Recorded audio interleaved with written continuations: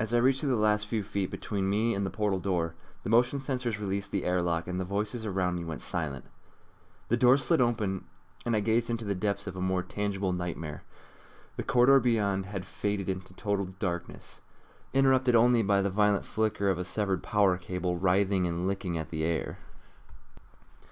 In the light of those brief flashes, I was shown a hopeless state of wreckage, barely holding at the seams of its rivets and welding. I struggled to my feet and stepped beyond the foreboding threshold. The floor paneling hazardously twisted and turned in a sharp, rusted upheaval beneath my feet.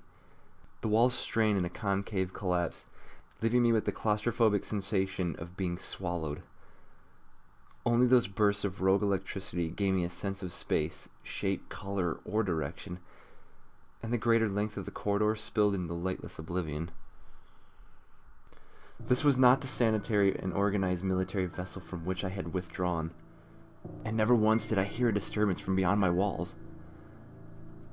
It couldn't have been real, and yet it was around me, offending my every sense. It certainly felt real as I groped my way through the dark and sliced the sole of my foot on a piece of shrapnel. I could only hope that I wouldn't contract tetanus. The last thing I needed was a case of lockjaw to add to my dilemma. I hobbled and crawled through the jagged mess, doing my best to navigate from memory, and I could hear distant creaks and groans as the hollowed spaces suffered against the weight of its failing structure. In the clamor, I swore that I could hear screams, shrill and desperate, but I had already vowed to keep the madness at bay. I reasoned that it must have been a leak in the air filtration system, or possibly a collapsed pressurization valve in one of the hull maintenance outlets. Who was I kidding?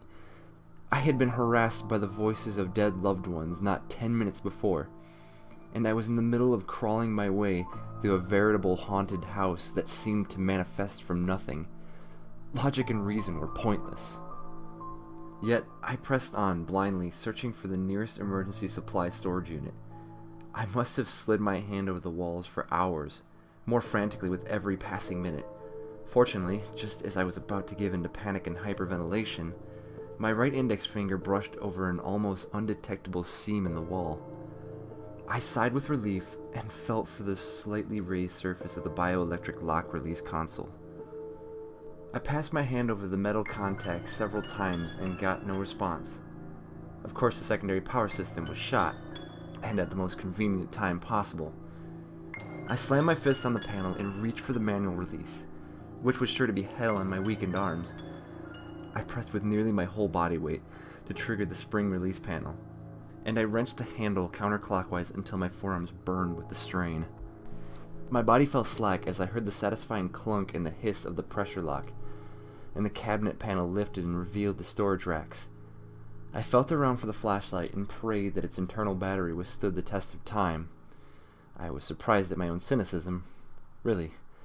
I knew that these things were made to last, otherwise what good would they be as emergency supplies?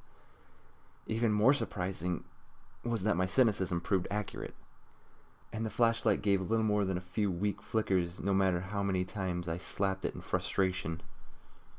After about 10 minutes of navigating the storage racks for a fresh battery, and another 5 or so trying to change it, the lamp finally blinked brilliantly to life. It shone directly on something disturbing to my immediate left, close enough that I could feel its icy breath breathe against my cheek. I turned slowly, and there I saw a frost-coated face staring at me with wide, bloodshot eyes. God. James spoke in the shout of a whisper. Cold, sir. So cold. I screamed in terror and stumbled back, dropping the still shining flashlight as I fell.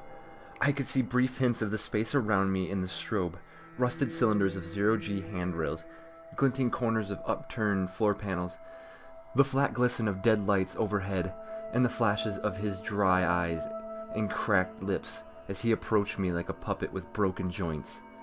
I tried to flee in a panicked, awkward crab walk as I watched the fleeting glimpses of his form slowly drawing closer, reaching for me with one blue, frozen hand. Then as the spinning light slowed to a halt, just as quickly as he appeared, he vanished. Hesitantly, I snatched up the flashlight and darted my gaze around the corridor. But there was no broken, frozen corpse to be found. I sat there in disbelief, struggling to catch my breath and settle my pounding heart. No matter my resolve, it seemed the madness had taken hold. It was so vivid. I could feel him standing there, feel the sepulchral chill wafting from his skin. I could have reached out and touched him if I had the courage. I just knew it was real. It had to be. I sat there in the fetal position, crying into the fold of my knees. I could no longer separate delusion from reality. Was I even awake? Or had my fever left me comatose? I didn't know. But the nightmare clearly wasn't over.